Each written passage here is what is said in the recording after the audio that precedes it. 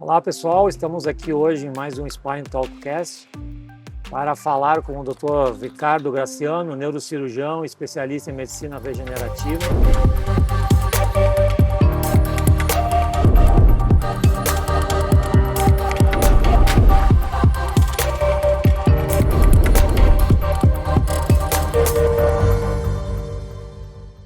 Sobre um assunto muito atual e que eu gostaria então que o Dr. Ricardo introduzisse aí o conceito, né? O que se trata dessa famosa medicina regenerativa? Olá, boa tarde a todos. Falar um pouquinho sobre essa área que eu venho atuando, a medicina regenerativa. Na verdade, ela acaba usando conceitos até antigos, que hoje em dia a gente acaba reproduzindo e vem ganhando um novo caminho de divulgação, através realmente da aplicação das teorias que já eram implementadas lá atrás, mas o conceito básico da medicina regenerativa é utilizar produtos ou substâncias do próprio corpo, que tenham propriedades de renovação, de melhorar estruturas já degeneradas ou danificadas. Isso já é feito há muito tempo no universo da medicina esportiva e hoje em dia no cenário osteomuscular a gente também vem aplicando na nossa rotina de consultório, de cirurgia também. E aí a gente divide esses produtos, que a gente coloca como ortobiológicos, Acho que começou muito bem divulgação com o ácido hialurônico, que o pessoal da ortopedia já utilizava com muita frequência, principalmente para infiltrações articulares. E hoje em dia a gente acabou utilizando as células ou substâncias oriundas do sangue, para fazer a parte regenerativa. Então o conceito basicamente é isso, é utilizar produtos, seja o aspirado de medula óssea, o PRP, que tem uma literatura vasta no universo já osteoarticular, e utilizar isso nos tratamentos de doenças degenerativas, principalmente. Também, gordura. Gordura também, perdão, o aspirado de gordura também vem sendo utilizado, ou a integração tanto da célula do aspirado de medula óssea como a gordura. Então você pode somar esses produtos na rotina para ter o efeito que você... Não, isso é muito interessante, porque eu acho que na nossa área, que é a coluna, durante muitos anos e até hoje em dia, quando você fala para o paciente que ele é portador de uma discopatia e que o nome é discopatia degenerativa, isso já cria uma má expectativa para o paciente. Perfeito. Porque ele já está prevendo que essa cascata degenerativa, que essa piora... não vai cessar. Vai ser progressiva, né? E que lá na frente ele vai chegar numa situação muito mais grave. E que até então a gente não tinha muito como abordar isso, né? Sim. Como você vê, então, essas novas terapias aplicadas na discopatia degenerativa? Então, assim, no universo da coluna, realmente a medicina regenerativa acho que vem caminhando um pouco mais lento, até por questões de trabalho científico, a aplicação das técnicas. Quando a gente vê o termo degenerativo, conforme o doutor comentou, então a gente tenta, a ideia da medicina regenerativa é de alguma forma melhorar a região já que tem um dano degenerativo, ou pelo menos, de certa forma, que eu sempre falo para o paciente, é tentar retardar ao máximo essa evolução. Então a gente acaba utilizando na discopatia mesmo, aplicações, seja novamente de plasma rico em plaquetas, aspirado de medula óssea, ou aspirado de gordura também, a gente pode fazer de várias formas, seja nas articulações da coluna, tentando diminuir o componente de osteoartrose, reduzir todo o componente dessa cascata degenerativa, e também aplicações até mesmo intradiscal, quando a gente vê um disco já em fase inicial. Eu acho o dilema em si, que é o que a gente pega em consultório, é que a gente já pega às vezes o paciente em uma fase já um pouco avançada, a gente não, que é o paciente que vai reclamar de dor. Se a gente conseguisse talvez ter uma prevenção ou uma precisão de ver previamente esse início da doença, eu acho que ali a gente teria um poder melhor de atuação. Então, de preferência, o disco não pode estar muito colapsado. Perfeito. E ele não pode ainda ter tido uma perda líquida muito grande, é isso? Seria isso? Isso mesmo. Tipo um Firman 1, 2? Firman 1, 2, eu acho que tem literatura, isso tem trabalhos bem interessantes que melhoraram o componente de altura discal, tem um trabalho americano, e também o nível de hidratação discal. Era um N. Infelizmente, os trabalhos têm um N, que é o número de pacientes do estudo, ainda muito pequenos. Mas eram 26 pacientes que eles trabalham. E isso eu acho que vai mudar muito a nossa prática médica, por quê? Porque a gente via essa discopatia degenerativa lá atrás em pacientes de 40, 50 E anos. você não fazia? E você, tudo bem, até poderia acompanhar e não tinha muita coisa para fazer. Mas agora, acho que no seu consultório também, a gente vê pacientes diariamente pacientes com 20, 20 e poucos anos Mais que precoce. tem hérnia de disco, discopatia com hérnia de disco, né? Com certeza. E é aquele dilema também da nossa rotina. Indicar cirurgia, né? Lógico, tem os seus critérios, né? A medicina regenerativa é mais um tratamento que você pode auxiliar no seu raciocínio técnico, né? Mas lógico, tem os pacientes cirúrgicos, critérios objetivos. Num paciente que você ainda tem, paciente jovem, que tem uma degeneração talvez inicial, eu acho que a medicina regenerativa veio para ficar, é algo extremamente fácil de reproduzir na sua vida de consultório ou intraoperatório, em centro cirúrgico, e os resultados, lógico, a gente vem caminhando e estudando, mas com resultados bem efetivos e satisfatórios. Uma coisa importante, eu acho que para a gente abordar também é a questão que vocês falam muito nessa área, que é o preparo do solo. Isso, perfeito. Então, assim, também tem que deixar claro que a gente não vai conseguir, por exemplo, regenerar um tecido se o meio ambiente todo que aquele tecido que aquele paciente está, ele é ruim. Perfeito. Então, é claro que eu entendo que essa nova modalidade, essa modalidade de tratamento, ela deve envolver outras áreas. Perfeito, perfeito. Eu acho isso no princípio da medicina regenerativa é legal porque você acaba tendo uma visão um pouco mais global do paciente.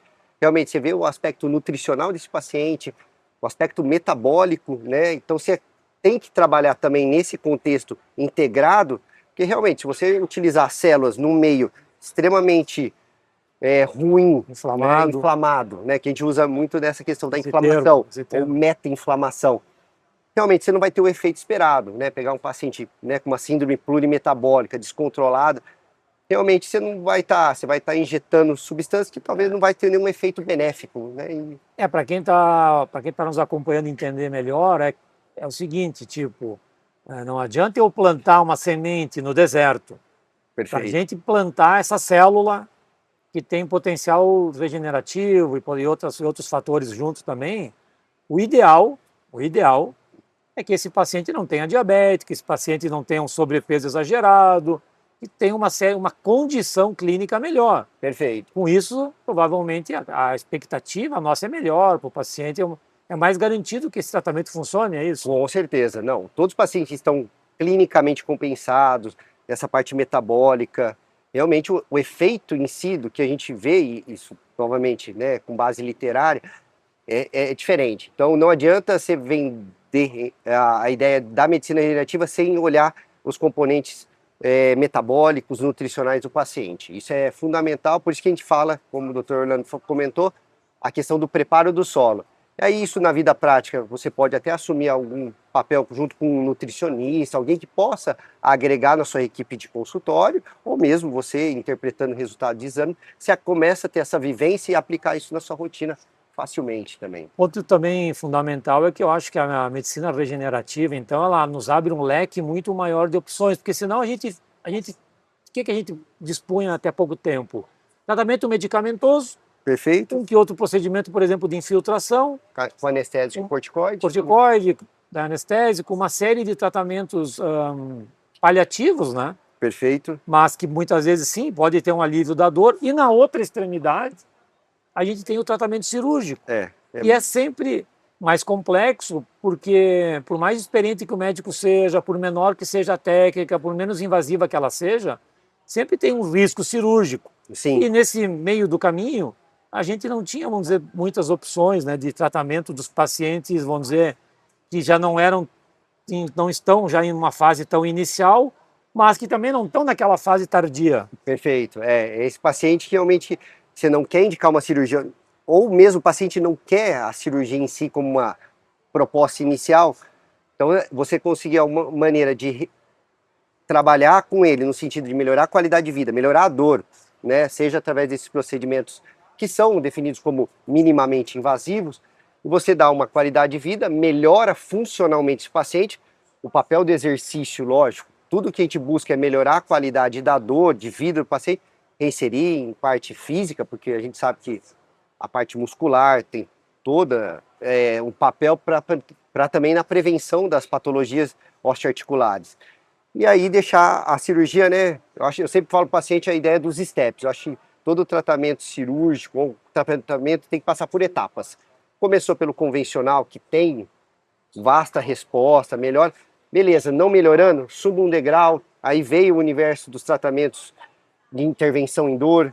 Hoje em dia, a gente agrega nesses tratamentos a medicina regenerativa e o cenário cirúrgico ainda escalonando para o último E tratamento. qual é a sua rotina? Claro que isso vai depender de cada paciente e eu acho que isso é cada vez mais atual de se dizer. Cada caso é um caso. Perfeito. Mas qual é a sua rotina assim? Você faz uma aplicação, quanto tempo depois é indicado fazer outra? Isso ainda é um pouco difícil de determinar. Ainda eu me atrelo à questão da dor, né? É diferente um pouco do pessoal que faz doenças de joelho, que faz aplicações mais recorrentes, cada 6 meses, um ano. Ainda na coluna eu acabo determinando muito o critério de dor. Paciente com dor, uma síndrome facetária típica, ou uma dor mesmo por uma dor discogênica, né? Uma dor que acomete pacientes mais jovens, eu acabo fazendo medicina regenerativa, né? Seja em consultório ou em hospital, vejo o grau de resposta e acompanho esse paciente. Lógico, novamente, cada caso é um caso. Se esse paciente tem uma boa evolução, melhora de 3, 6 meses, ótimo. Eu posso ainda pensar, se tiver uma piora da dor ou a dor está retornando, eu posso fazer novamente o procedimento e vou acompanhando. É necessário, mas eu não faço de forma Sim, tá. recorrente. Eu faço a cada X tempo. E você também comentou que você pode atuar basicamente em 2 cenários. O cenário eletivo, pré-operatório, Sim. ou mesmo durante uma cirurgia, por exemplo, de hernia de disco. Perfeito. É isso? Isso mesmo. Como eu acabo fazendo cirurgia endoscópica, assim como o Dr. Orlando, a gente pode somar, né? Eu vou lá, faço uma dissectomia endoscópica e acabo tirando, no mesmo ato cirúrgico, o sangue da medula óssea, que eu acho que é mais fácil de reproduzir facilmente ali, de fazer a coleta. Tiro, você pode fazer um concentrado do aspirado, ou senão você faz uma aplicação direta. Você pode até colocar outras substâncias adjuvantes ali dentro desse material e faz a colocação, seja nas articulações da coluna e mesmo no espaço intradiscal que foi operado, né? Acaba somando. A medicina, como eu te falei, é uma série da Netflix, Perfeito. mas que não tem fim. É uma boa É analogia. um capítulo, vai sendo um capítulo atrás do outro, porque quando que a gente ia imaginar uns anos atrás que a gente ia estar falando, por exemplo, de regeneração discal? Nunca, né? Então, como que você vê isso futuramente? Você acha que, por exemplo, é possível que a gente chegue num estágio de poder reconstruir aquele disco? Eu acho que sim, lógico que é muito estudo, é muito trabalho, é algo ainda muito experimental de se falar, mas eu acho que com laboratórios de cultivo de células, a gente vê realmente um cenário evolutivo que vai ter um resultado e vamos progredir para fazer. Eu acho que depois, além dessas engenharias celulares, né, que a gente pode colocar como terapias celulares, né, eu acho que vai ter estudos, embasamento em terapia genética também, eu acho que é outro campo também, mas com essas células cultivadas ou terapia celular, eu acho que a gente vai conseguir fazer esse trabalho voltado a ponto de estagnar ou evitar a degeneração. Como em todas as áreas, existiu um preconceito sobre isso, muito, porque a gente viu que isso acabou sendo usado às vezes de forma, né, não tão científica, assim, sem muito cuidado aonde estava se fazendo isso, né? O que você aconselha para o paciente que tem esse tipo de problema? Perfeito. E que está buscando essa nova tecnologia, esses novos tratamentos, o que você aconselha para o paciente? Eu acho que, como médico, é alinhar expectativas, né? Não é porque um paciente tem já uma osteoartrose avançada, é alinhar a expectativa. Acho que isso é ser ético, né? De você poder atribuir a melhor definição de tratamento para o paciente, esperando que tenha uma resposta efetiva, né? Porque se a terapia com medicina regenerativa, ela tem um apelo muito interessante, porque realmente é algo fácil de ser reproduzido e na teoria ela é muito bonita, mas você tem que ser realmente honesto e alinhar a expectativa. Eu posso fazer sem trazer nenhum dano para o paciente, mas eu não posso dizer que eu vou ser curativo. Ainda a gente não pode utilizar esse termo, mas o que eu conseguir melhorar e, novamente, melhorar a qualidade de vida sem dor, eu acho que eu estou fornecendo o melhor para o paciente. E buscar sempre opções, ouvir, né? O paciente acho que tem que buscar opções, ver outros profissionais, escuta. Eu acho que não pegar só como uma regra, né, como uma opção, mas que é possível ser absorvido no universo de qualquer E tratamento. você está fazendo também já com ultrassom? Isso é ser guiado Isso, com ultrassom? o que eu acabo fazendo, quando eu vou operar, eu acabo usando muito a radioscopia, que é a máquina, um raio-x intraoperatório, ou se não, em consultório eu faço ultrassom, né? Acho que hoje em dia o ultrassom, ele tornou como se fosse um estetoscópio, né? Seja do ortopedista, o neurocirurgião que faz mais essa parte de coluna, porque ele é dinâmico, ou seja, você vê em tempo real, você consegue fazer manobras para você poder sensibilizar a aplicação, então ele é extremamente e facilmente reproduzível. Para quem está acompanhando, entender isso, a diferença disso, o aparelho de raio-x, de radioscopia que a gente chama, ele produz radiação.